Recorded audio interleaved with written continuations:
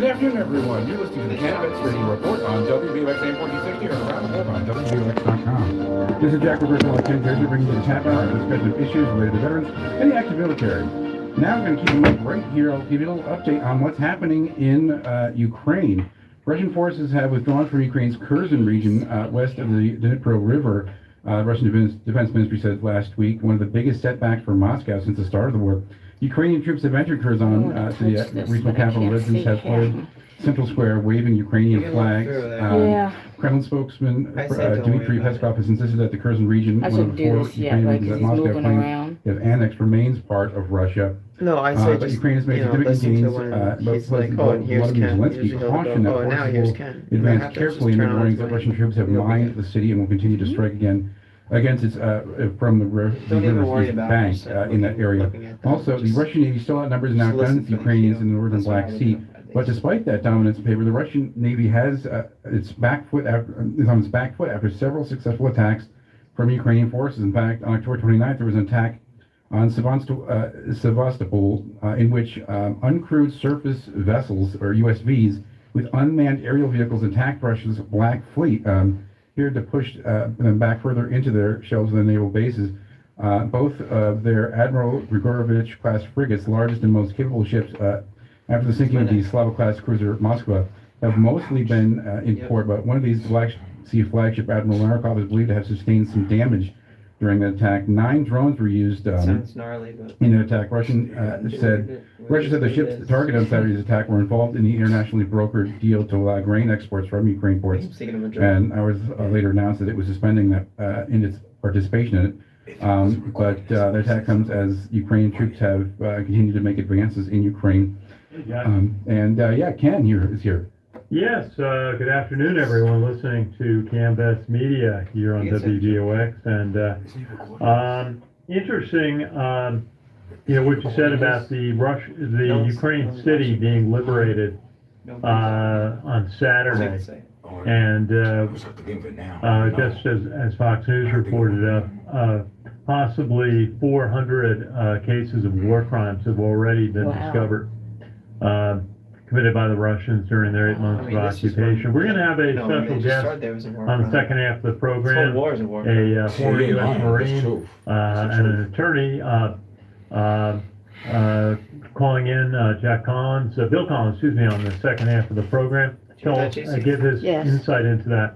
And what I think was very interesting, Jack, what you just reported was the attack on the Russian ships by drone. Because more and more, this war is the new test of this type of technology, this type of tactic, using drones to attack both naval ships and destinations on land and targets.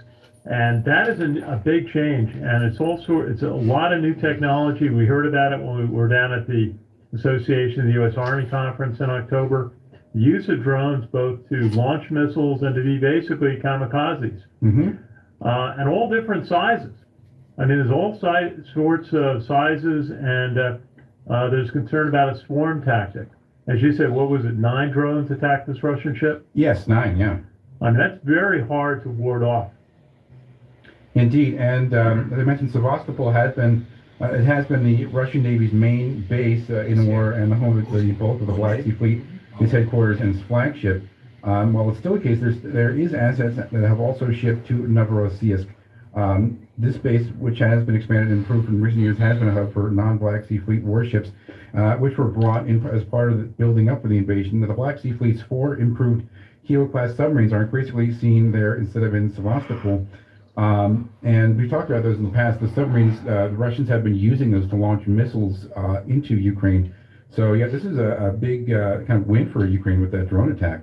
Yeah, diesel submarines are a big concern because they're very quiet and they can operate for a limited amount of time underwater. They're not like a nuke, which can sail months underwater, literally.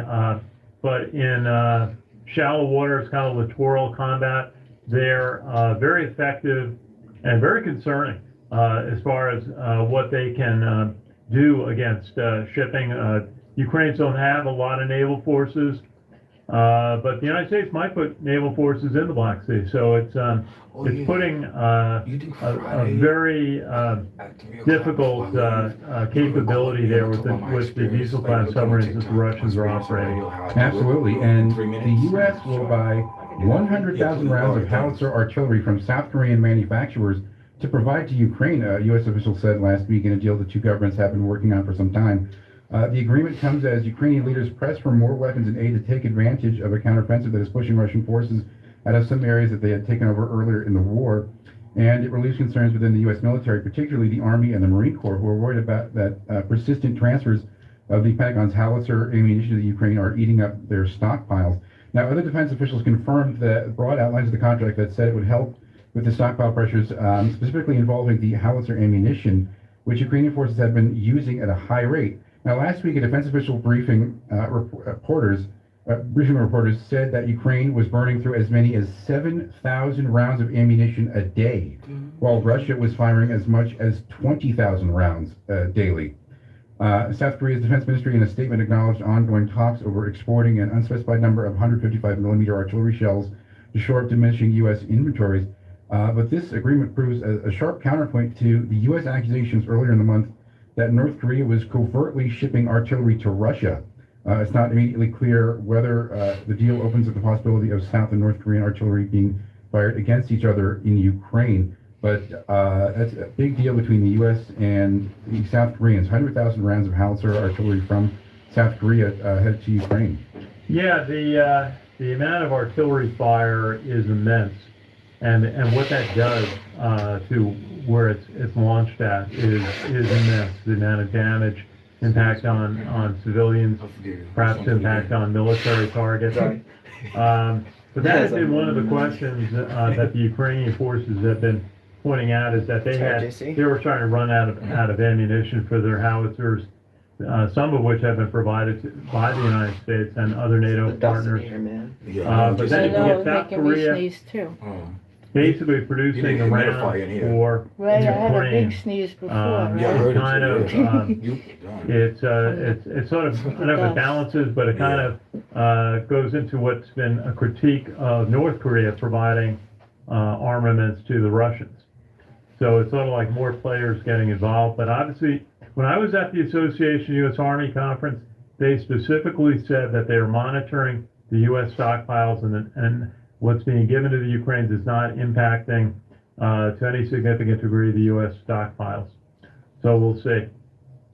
And last week was election day, and the results are in, for the 196 veterans that are running for Congress in a cycle with at least 81 winning their respective races as of last week. There are some that haven't been called yet, so we're going to keep an eye on those. But when added to the 12 incumbent senators who are veterans who are not up for re-election this year, and there's an undecided race in New York. That's the New York 22nd district that's upstate. Involves two former service members running up against each other. That means at least 94 lawmakers with prior military experience will be part of the 118th Congress starting in January. What's more, that number of 94 could rise closer to 100, nearly 20% of Congress, as those undecided races seem to be leaning in favor of the veteran candidates. Including there's the incumbent Senator Todd Young, Naval Academy graduate in Indiana, who served in the Marine Corps. He won his election in Indiana. Congresswoman Elena Luria, 20-year Navy veteran, prominent House Armed Services Committee member, was unseated by former Navy helicopter pilot Jen Higgins, a Republican. That's in Virginia. Also, you had a former Navy SEAL Republican-elect Derek Van Orden won in Wisconsin. Anna Paulina Luna, an Air Force veteran in Florida, won an election. Also, West Point graduate John James won a congressional district in Michigan. So congratulations to him. What's his name, John James? Yeah. We'll have to see if we can call him. And of those 93 veterans who serve in Congress next year, 70 will be Republican and 23 Democrat. But a lot of veterans are going to be in Congress coming up in January. Well, it's great to see those who have served our country have a chance to serve in Congress. That wasn't really the case a few years ago. There weren't as many members of Congress who were veterans. Obviously, you've got a lot of veterans who served in the Iraq, Afghanistan conflict who want to Not yet. in government, they have an understanding of defense, they have an So when the understanding call does come in, of the GC, Department of Veterans Affairs, healthcare, And I just, and before the a break, strong which sense it probably won't be. of I would just citizenship. put Tell them on them. hold, but So it's good to see on if both it's sides during the of the commercial aisle that break, there will then be straight to the veterans title. serving. Indeed, and a pretty amazing discovery. A large section of the Space Shuttle WVOX? Challenger has been found buried in sand at the bottom of the Atlantic. yes, Off the coast of Yes. Kennedy Space Center in Cape yes, Canaveral, okay, Florida. hold on, please. Of course, the Space Shuttle Challenger exploded shortly after liftoff, January 28, 1986. All 7 on board Nice. were killed, but this section is a large 15 by 15 foot section of what appears to be part of the belly have of the the ship bed because of coming the up, so- heat tiles that were, thermal tiles that were on it, which are used to protect the shuttle upon re-entry. But incredible discovery there off of Cape Canaveral, Ken. Reminds us of a terrible tragedy and the extraordinary service of that crew. Absolutely. You're listening to the CaMMVets Radio Report on WVOX 1460, heard around the world at WVOX.com. We'll be right back after this brief Fox News break, so stay tuned. Nice. With Get the world and upfront. national news. So what I had Latest suggested, update like from if it was Fox News still Radio. during the show On 1460. and the bell was coming up, all you would have to do was just hit hold. A suspect is in custody in the fatal shooting of 3 University of Virginia students. Steve, I like that. Thank God. Your caller is on the line, hold UVA on. Chief of Police Very Tim good. Longo says the suspect, Christopher Darnell Jones Jr., is a student and former football player. The 3 students who were killed